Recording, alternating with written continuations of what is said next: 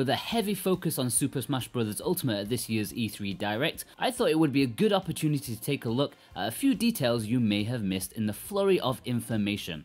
Without further ado, here are 5 Super Smash Bros. Ultimate details that may have passed you by. Upon looking at the game, you may think that Smash Bros. Ultimate looks exactly the same as the Wii U version, and while at first glance that may be the case, looking deeper into it and looking at the finer details, you can see that a lot more detail has been put into this one.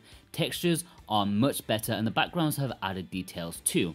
It's really quite stark at times, and looking back, you can't believe the Wii U version actually looked like that.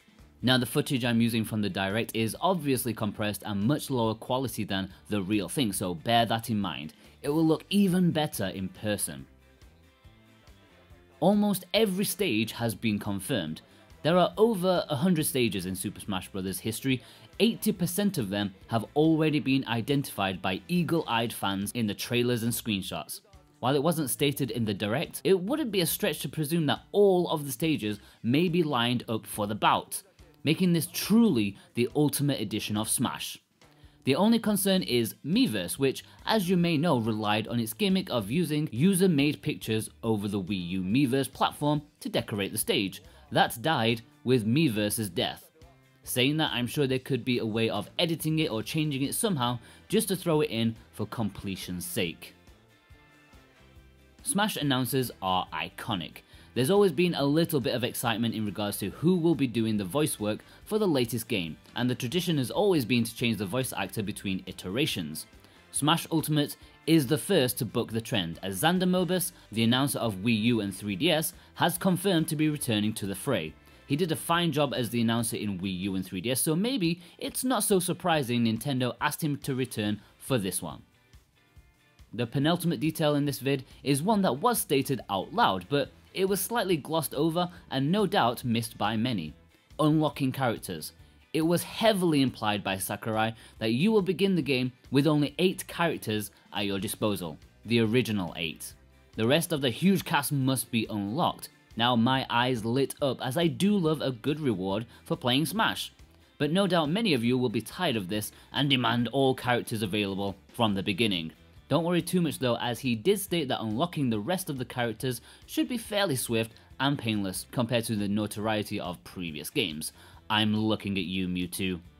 The final point is one that's gone unspoken. It's not been announced or even talked about, because in fact it's not something that has changed, but something that hasn't changed from the previous games at all. And that's what makes it the most interesting, because it's not something that you actually think about. Character transformations aren't reintegrated. In the last iteration of Smash on the Wii U and 3DS, characters previously able to transform were no longer able to do so.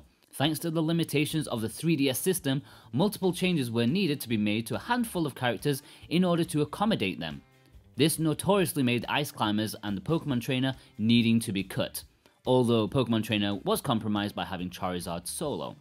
And Zelda and Samus were no longer able to transform mid-match into Shake and Zero Suit Samus respectively.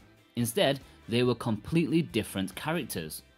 As we all know now, the Ice Climbers are back and Charizard is once again joined by the previously cut Squirtle and Ivysaur, but interestingly, Zelda and Samus are prohibited from transforming still.